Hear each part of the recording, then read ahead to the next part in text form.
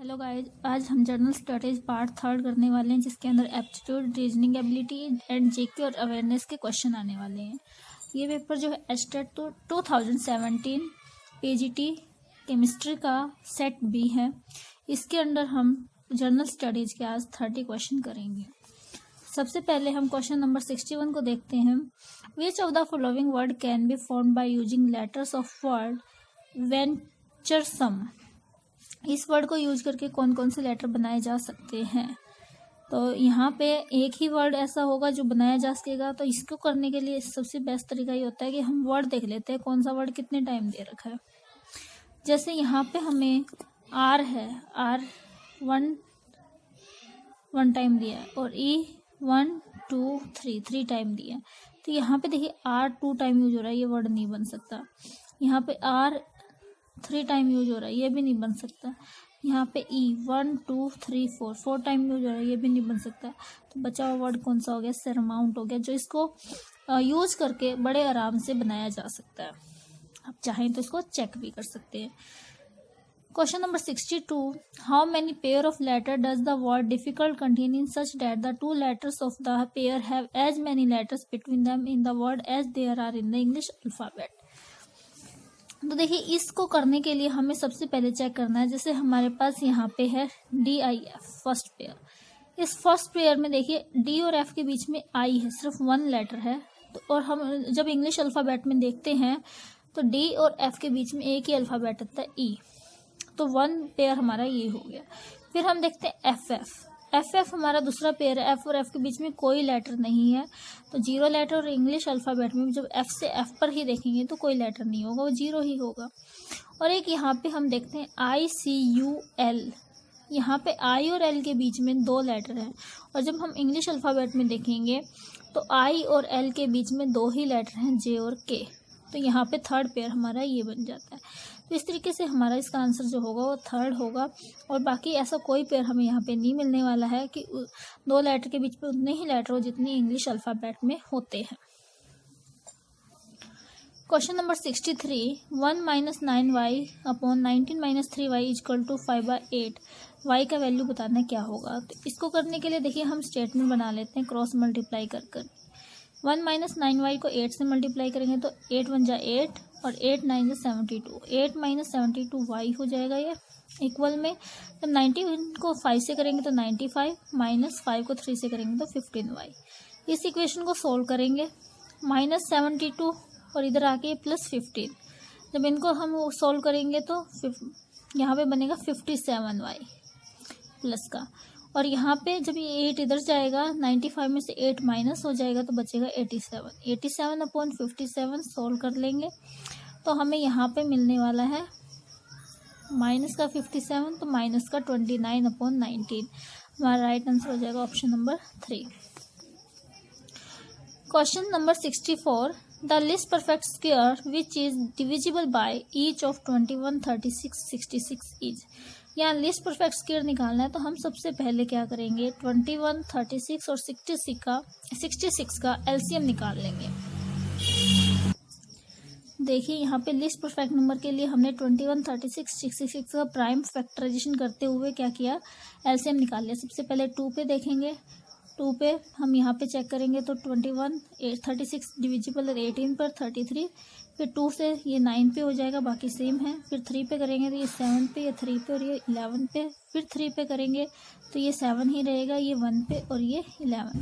फिर 7 पे करेंगे तो ये 1 1, ये 11। फिर 11 पे करेंगे तो 1 1 1। जब सारे 1 1 हो जाते हैं तो ये हमारा एलसीएम 2 2 3 3 7 11। इनका हमने मल्टीप्लाई किया तो 2 7 7 2, ये इसका एलसीएम आ गया। ये एलसीएम किसका है, 2 2 3 3 7 11। इनको मल्टीप्लाई करके आया। यहाँ पे हम देख सकते हैं 2 2 का भी पेयर बन रहा है, 3 3 का पेयर बन रहा है, लेकिन एक 7 का और एक 11 का पेयर नहीं बन रहा। और स्क्वायर नंबर होने के लिए इनका पेयर बनना भी ज़रूरी है। तो हमें इसको क्या करना है, परफेक्ट स्क्वायर नंबर बनाना है। तो एक 7 से और एक 11 से इसकी मल्टीप्लाई कर देंगे।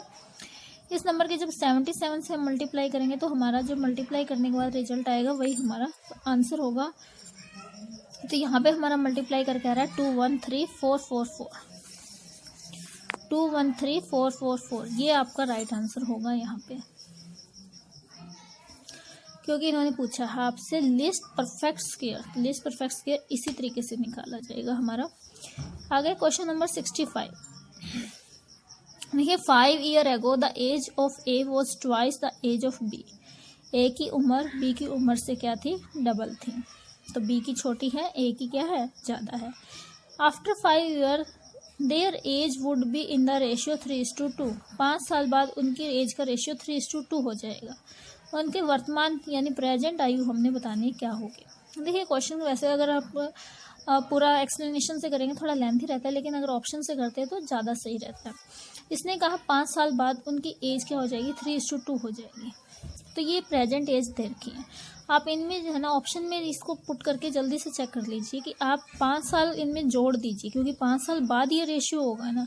तो हम अगर मैं इसमें आपको राइट वाले में ही करके दिखा देती, जैसे 5 साल जोड़ दिया हमने इसमें भी और इसमें भी, ये तो 30 हो जाएगा और ये हो जाएगा 20। 30 और 20 का रेशियो क्या आएगा, 3:2 आएगा, 3:2।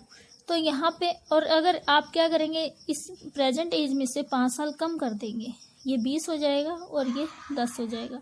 तो देख सकते हैं बी की एज और ए की एज में क्या रिलेशन है कि ए की एज डबल है बी की एज से। तो ये आपका ऑप्शन से जल्दी हो जाता है। अगर आप ट्रिक से करेंगे तो ट्रिक से भी मुश्किल नहीं होगा, उसमें आपको लेट करके करना पड़ेगा, वो भी मैं आपको बता सकती हूँ। अगर आपको ट्रिक से नहीं मतलब पूरी एक्सप्लेनेशन से क्वेश्चन करना है तो आप मुझसे पूछ सकते हैं इसके लिए। आगे question number 66। A person leave a place P for place Q at 5 AM and reaches place at 9 AM. Another person leave Q for P on the same track at 6 AM and reaches P at 10 AM. Then they will meet each other at. ये question करने के लिए हम इसका solution देख लेते हैं एक बार कैसे करना है आपको, ताकि बड़े इजीली समझ में आ जाए। देखिए सबसे पहले क्या करता है, हमें यहाँ पे दे रखा है कि P से Q पहले वाला जो पर्सन है वो 5 AM चलता है, 9 AM पहुंच जाता है। और Q से P जब सेकंड वाला चलता है तो 6 बजे चलता है और 10 बजे पहुंचता है। तो दोनों में टाइम गैप कितना है, 4 घंटे का टाइम गैप है। और हम मान लेते हैं P से Q की डिस्टेंस जो है वो x है, तो Q से P की डिस्टेंस भी x ही होगी। और हमें पता है डिस्टेंस अपॉन टाइम क्या होता है, स्पीड होता है। Distance upon time is speed, ये हमारा मैथ का बेसिक फॉर्मूला है।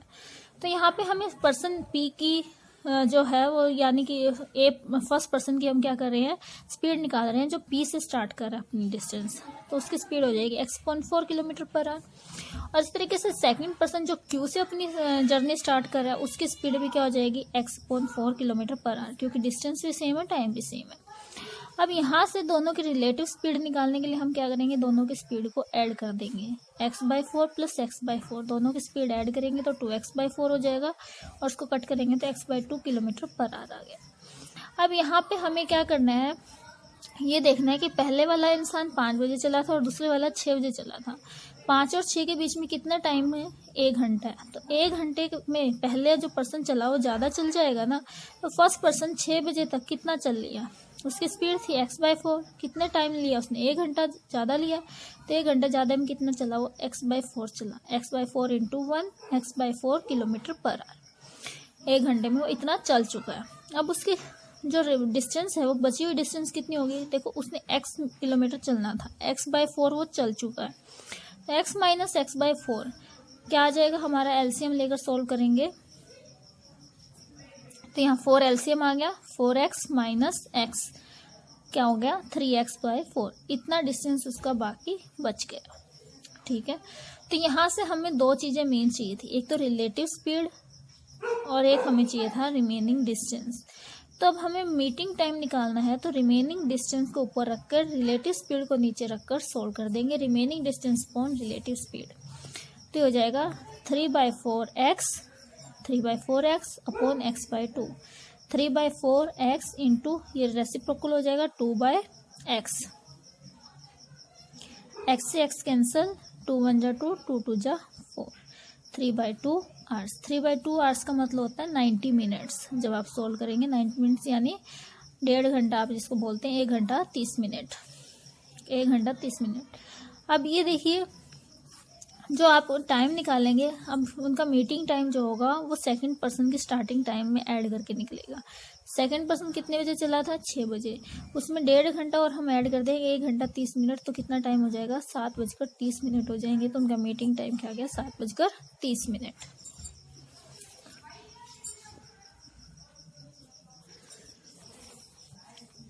Question number 67। A river flows at 4 kilometre per hour. River कितनी स्पीड से? 4 किलोमीटर पर आवर से। Speed of boat in downstream. Downstream क्या होता है? नदी की दिशा में। जब आप जिस डायरेक्शन में आपकी नदी बह रही है उसी डायरेक्शन में बोट चलाएंगे तो बोट की स्पीड बढ़ जाती है, उसे बोलते हैं down stream. Down stream the speed of boat is in down stream is thrice the speed of boat in upstream. Upstream होता है कि नदी के विपरीत दिशा में आप बोट की जो डायरेक्शन है वो है। और जैसे आपकी अगर नदी इधर की तरफ फ्लो कर रही है तो आप बोट इधर की तरफ चला रहे हैं, तो इससे बोट की स्पीड क्या हो जाती है? थोड़ी सी कम हो जाती है। ये कह रहा है कि जब आप डाउन स्ट्रीम चला रहे हैं और जब अप स्ट्रीम चला रहे हैं तो डाउन स्ट्रीम में स्पीड क्या है? 3 गुना हो जाती है, थ्राइस हो जाती है। Find out the speed of boat in still water. तो ठहरे हुए पानी में हमें बोट की स्पीड बतानी कितनी होगी। तो हम मान लेते हैं यहाँ पे क्या, रिवर का फ्लो तो हमें दे रखा है 4 किलोमीटर पर, और हम बोट का मान लेते हैं स्टिल वाटर में क्या होगा फ्लो, स्पीड क्या होगी? x किलोमीटर पर आवर होगी। अब डाउन स्ट्रीम की बात कर रहे हैं तो मैंने बताया स्पीड बढ़ जाएगी, तो जितना आपका क्या होगा? बोट का स्पीड होगा और जितना रिवर का होगा दोनों का प्लस हो जाएगा, x+4 हो जाएगा डाउन स्ट्रीम में।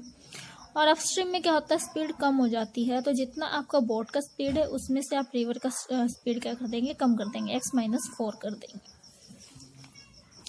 ओके अब उसका रिलेशन क्या कहता है? डाउन स्ट्रीम में थ्राइस है अप स्ट्रीम से, तो दोनों को इक्वल करने के लिए हम अप स्ट्रीम वाले को 3 से मल्टीप्लाई कर देंगे।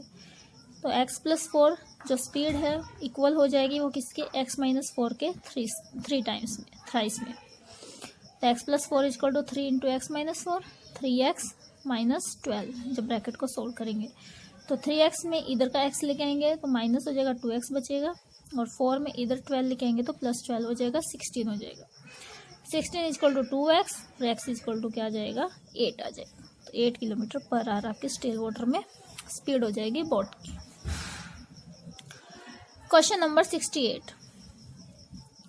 A 2-digit number is such that the product of its digit is 12 when 36 is added to the number. The digit interchange their place. Find the number. अब ये क्वेश्चन भी अगर आप मेथड से करेंगे तो काफ़ी लेंथी रहता है और टाइम कंज्यूमिंग हो जाता है, लेकिन ऑप्शन से करते हैं तो जल्दी हो जाता है।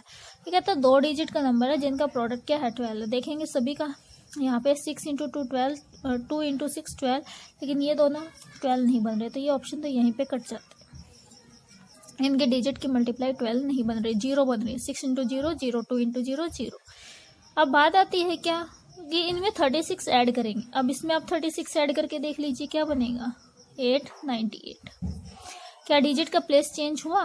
नहीं हुआ। ये 62 था और ये 98 बन गया, कोई प्लेस एक्सचेंज नहीं है। बट इसमें अगर हम 36 ऐड करते हैं तो क्या बनेगा? 2 5 2 3 + 2 5 और 1 6। देखिए इनका प्लेस एक्सचेंज हो गया, 2 6 था, 6 2। तो राइट आंसर हमारा 3 होगा। Question number 69। Length of a rectangular hole is 4/3 times of its breadth. If area of a hole is 300 square meter, then what is the difference between length and breadth of the hole? देखिए इस question के solution के साथ देखते हैं। Breadth हमने क्या मान लिया? x मान लिया, x मीटर, और ब्रेड्थ का क्या है? 4/3 टाइम्स क्या है? लेंथ है। अगर ये x मीटर मानी है तो x का 4/3 टाइम्स क्या होगी? हमारी लेंथ होगी। एरिया हमें 300 मीटर दे रखा है। एरिया क्या होता है? लेंथ इंटू ब्रेथ, दोनों की मल्टीप्लाई कर दी। 4/3x इंटू x, ये हो गया 4/3x²। 4/3x² = 900। अब ये आप इधर 300 आएगा। अब ये 3 का इधर लेके जाएंगे, मल्टीप्लाई करेंगे तो 900 हो जाएगा। 4x² = 900, x² क्या हो जाएगा? 900/4, कट करेंगे तो 225, और जब इसका स्क्वायर रूट करेंगे x निकालने के लिए तो ये आ जाएगा 15। तो यहाँ पे हमारा ब्रेड्थ आ गया 15 मीटर। लेंथ क्या हो जाएगा? 4/3 × 15, 3 5, कट करने पे 15 5 पे कट होगा, 4 5 जा 20 मीटर आ गया। अब क्वेश्चन में क्या पूछा था, डिफरेंस पूछा था लेंथ और ब्रेथ का, तो हम यहाँ पे डिफरेंस निकालेंगे 20 माइनस 15 5 मीटर, तो आंसर हो जाएगा 5 मीटर। नेक्स्ट क्वेश्चन की तरफ चलते हैं। Question number 70, if fresh grapes contain 95% water and dry grapes contain 5% water, how many kilogram fresh grapes are required to get 400 gram of dry grapes. तो यहाँ पे हम देख पा रहे हैं क्या कि अगर आपका ड्राई ग्रेप्स में 5% वाटर है तो फ्रेश ग्रेप्स में 95% वाटर है। तो यहाँ पे हमें बताना है अगर ड्राई ग्रेप्स 400 ग्राम है तो फ्रेश ग्रेप्स कितना रिक्वायर्ड होगा। तो सिंपल इक्वेशन है, 5 के पीछे कितना है 95, 1 के पीछे कितना हो गया 95.5 और इंटू में 400। सोल्व कर लेंगे इक्वेशन को, तो यहाँ पे हमारा आ जाएगा 7600। जब इसको आप सोल्व करेंगे, इसको सोल्व करने पे इतना आ रहा है तो इसको किलोग्राम्स में कन्वर्ट करेंगे, तो क्योंकि 400 ग्राम्स था हमारे पास तो ये बन जाएगा 7.6 kg kilograms. Find the value of theta, theta की वैल्यू फाइंड कीजिए। यहाँ पे हमें दे रखा है इस तरीके का इक्वेशन, ये फिगर है, यहाँ पे हम देख रहे हैं ये और ये, यहाँ पे 5 थीटा है तो ये भी 5 थीटा बनेगा, ये 2 थीटा है तो ये भी 2 थीटा बनेगा, क्यों, वर्टिकली अपोजिट एंगल। ये 5 थीटा है तो ये भी 5 थीटा बनेगा। इन सबको टोटल ऐड करेंगे तो हमारा बनेगा 360। 5 5 5 5 20, 2 + 2 24, 24 theta is equal to 360, 12 theta is equal to 180, theta is equal to 180/12, 6 2 जा 12, 6 3 जा 30, 2 पे 15 डिग्री हमारे यहाँ पे आंसर हो जाएगा। Now see question number 72, A and B divide a profit of ₹12.10 such that 2/5 part of A was equal to 1/3 part of B. How much amount did B get?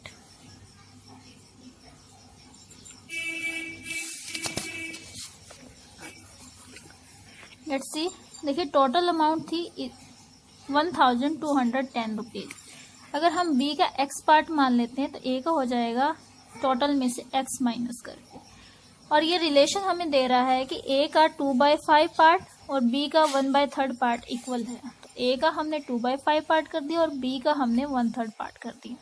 Equation को solve करेंगे, solve करके देखते हैं, इसको 2/5 को इससे multiply करेंगे, फिर 2/5 को x से मल्टीप्लाई करेंगे, और यहाँ पे ये है, इसको कट करेंगे 242 की 2 से मल्टीप्लाई 484, ये इधर माइनस में है, आपके राइट साइड पे आके प्लस का हो जाएगा। एलसीएम लेके सोल्व करेंगे इसको, और यहाँ पे ये ऐड करके बन जाएगा 11x/15 और इक्वल में है 484। 15 की से मल्टीप्लाई और 11 से डिवाइड करेंगे, x का वैल्यू आ गया 660। हमें यही बताना था b का पार्ट कितना है, तो b का पार्ट है 660। यहाँ पे find the number of triangle in the given figure, figure में हमें नंबर ऑफ ट्रायंगल्स फाइंड करने, कैसे फाइंड करेंगे लेट्स सी। ये फिगर सेम वैसी है जैसी हमारे पेपर में दी गई है। यहाँ पे हम V1 वर्टेक्स पे देखते हैं, जब इस ट्रायंगल शेप में हम जब चेक करते हैं तो इसमें चेक करने का ये रूल है, अगर कोई और फिगर है तो उसके अकॉर्डिंग रूल भी चेंज हो जाता है, हर किसी पे रूल अप्लाई नहीं होता। देखिए यहाँ पे V1 वर्टेक्स पे बेस देख लेते हैं कौन सा हम ले रहे हैं, इस बेस का हम ये वाला ट्रायंगल ले रहे हैं, बिगर ट्रायंगल। इस बेस के अंदर कितने हमारे पास हैं पार्ट, 1 2 3, ये 3 ट्रायंगल बन रहे हैं इस बेस के ऊपर, 1 + 2 + 3, तो ये लीनियर बेस पे हमारे बन रहे हैं 1 + 2 + 3, यानी टोटल कितना हो गया 6। इसी तरीके से V1 वर्टेक्स से एक ये बेस भी बन रहा है डायगोनल का, इस बेस पे कितने बन रहे हैं 1 और 2, 2 ही बन रहे हैं, तो डायगोनल पे 1 और 2 टोटल हो गया 3। फिर हम ये वाला वर्टेक्स लेते हैं, इस वर्टेक्स पे देखते हैं, इस वर्टेक्स पे भी हमारे पास क्या है 2 बेस है, एक बेस तो ये वाला है इस तरीके से, इसमें कितने बन रहे हैं 1 2 3, 1 2 3, 1 + 2 + 3 6 हो गया। और एक ये वाला बेस है हमारा, नीचे बेस आ रहा है जो, इसमें कितना बन रहा है 1 और 2, 1 + 2 3 हो गया। और एक ये वाला ट्रायंगल हमारा यहाँ पे बन रहा है, इसके अकॉर्डिंग हम देखेंगे V2 में एक ट्रायंगल ये बन रहा है। तो टोटल हम जब ऐड करेंगे इनको तो 6 + 3 और +1, तो हमारा यहाँ पे टोटल 19 बनता है। तो इसके लिए हमारा जो टोटल नंबर ऑफ ट्रायंगल्स बन रहे हैं वो 19 बन रहे हैं। Question number 74, how many dots lie opposite to the face having 3 dots when the given figure is folded to form a cube. इस तरीके का फिगर है। इसको आप माइंड में थोड़ा एज्यूम करके देखेंगे तो आपको बहुत क्लियरली समझ में आएगा किस तरीके से हो रहा है। मैं आपको इसको पेपर की हेल्प से बता देती हूँ। देखिए सेम मैंने ऐसे ही इस शेप में इस पेपर को कट कर लिया। 1, 3, 4, 5, 2 और 6। जब इस पेपर को हम फोल्ड करते हैं तो किस तरीके से करेंगे, ये यहाँ आएगा और ये पेपर इसके साथ ऐसे ऐसे आएगा ये, और ये वाला यहाँ आएगा।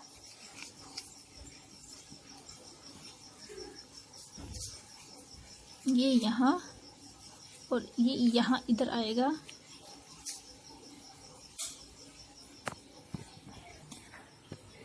ये 3 डॉट्स है,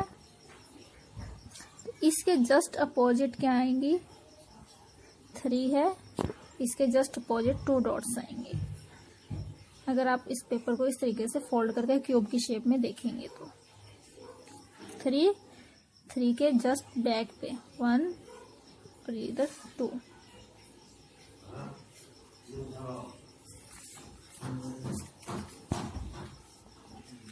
ये 3 है तो ये यहाँ पे इसके जस्ट बैक पे यहाँ इधर आएगा, ये पेपर इधर आएगा, इसका जस्ट अपोजिट हो जाएगा ये। तो इस तरीके से हम यहाँ पे देखेंगे 3 के बैक पे 2 आएगा। आप इसको माइंड में थोड़ा क्यूब की शेप में डालेंगे तो ये जो है इधर खड़ा हो जाएगा, ये इधर खड़ा होगा और ये वाला इधर खड़ा होगा। ये फ्लोर है तो ये टॉप बन जाएगा 1 वाला, और ये 6 वाला इधर इसके इधर खड़ा हो जाएगा। तो यहाँ 3 के इधर क्या आएगा, 2 आएगा।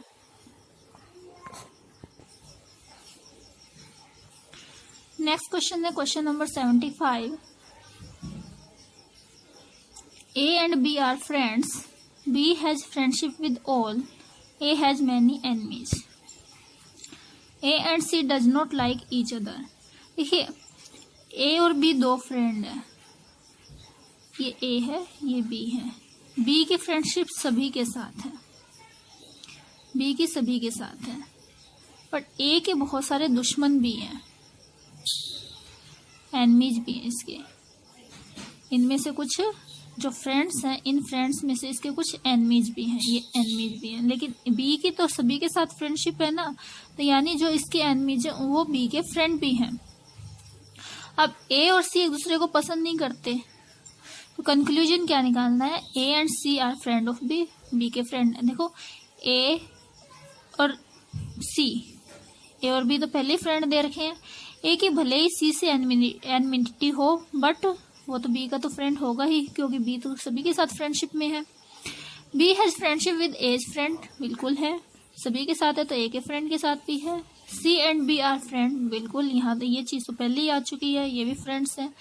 ए B and C are 3 friends, ये चीज गलत है, क्योंकि ए तो सी का दुश्मन है, एनिमी है, तो वो तीनों फ्रेंड कैसे हो सकते हैं। तो यही चीज रॉन्ग होने की वजह से हमारा स्टेटमेंट में जो आंसर होता है वो 4 वाला करेक्ट हो जाता है, 1, 2 एंड 3 वाला।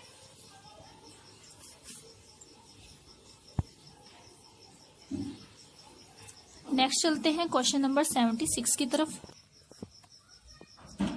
तो इस क्वेश्चन के लिए आपको डिस्टेंस बिल्कुल पर्टिकुलर लेनी है, इधर ईस्ट है, इधर वेस्ट है, इधर नॉर्थ है, इधर साउथ है।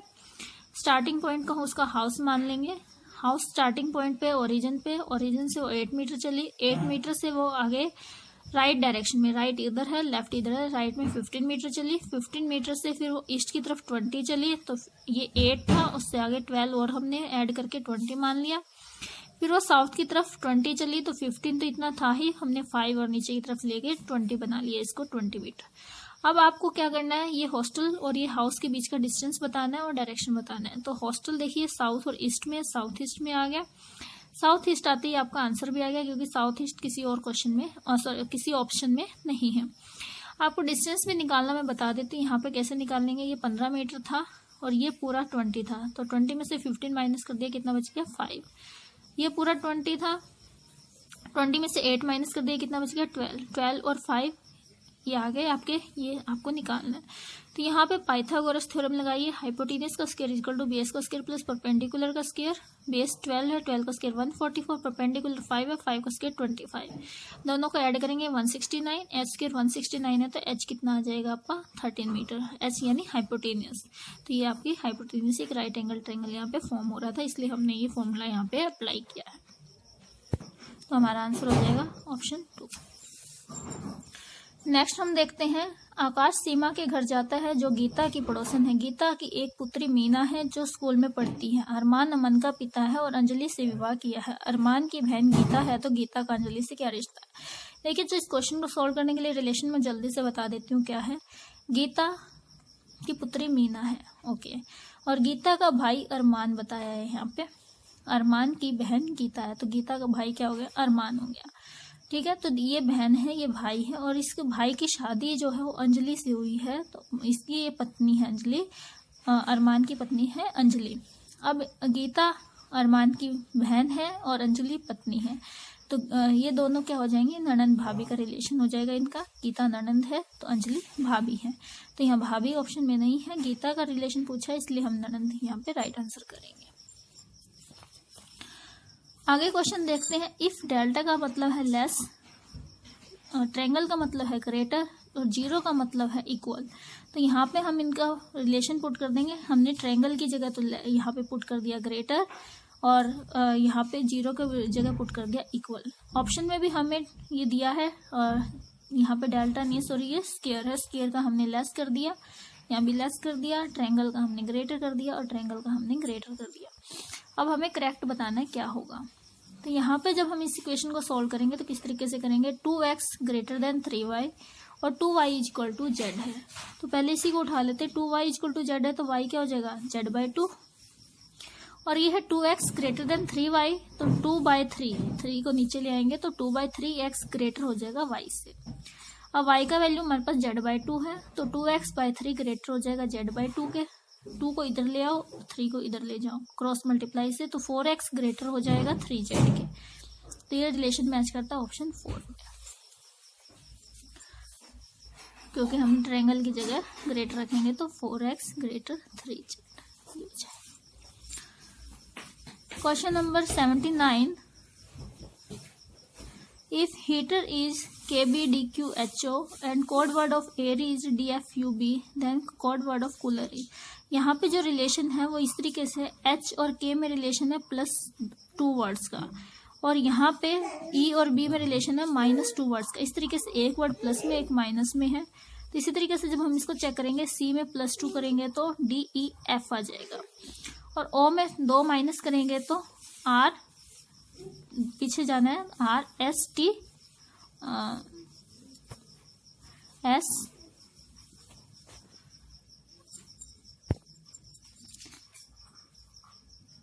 दो वर्ड पीछे जाना है तो L में M N फिर O में फिर +2 करेंगे तो QR, दो वर्ड ऐड कर देंगे QR। इस तरीके से इसमें आगे 2 माइनस करेंगे L में तो IJK, पीछे की तरफ 2 वर्ड जाएंगे, फिर आगे प्लस में 2 जाएंगे, फिर माइनस में 2 जाएंगे, तो ऑप्शन 1 हमारा यहाँ पे राइट हो जाएगा।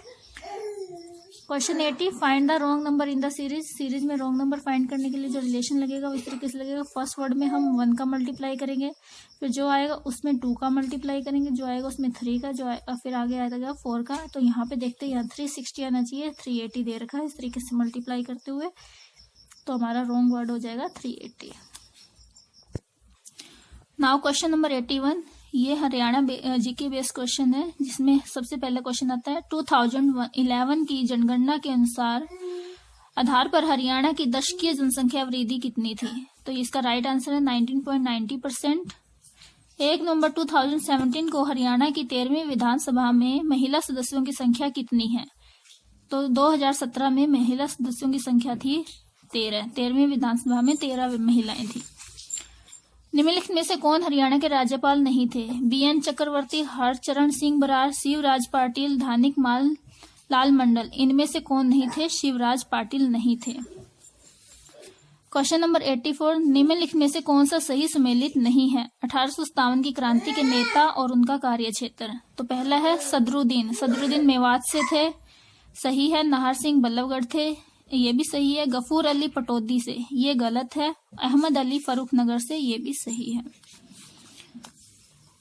क्वेश्चन नंबर 85, हथकरघा का शहर है पानीपत।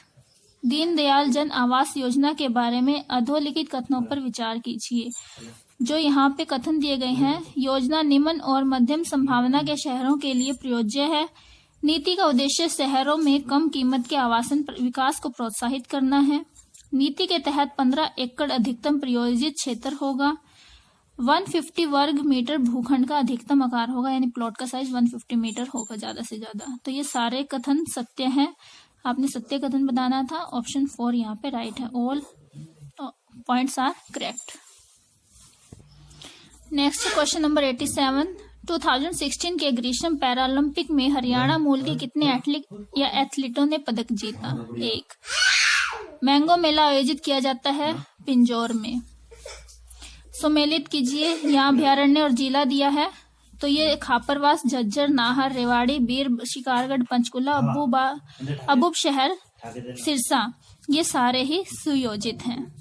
ऑप्शन 1 आपका करेक्ट हो जाएगा। वह जिला जहां यमुना नदी नहीं बहती है वो है कुरुक्षेत्र। ऑप्शन 1।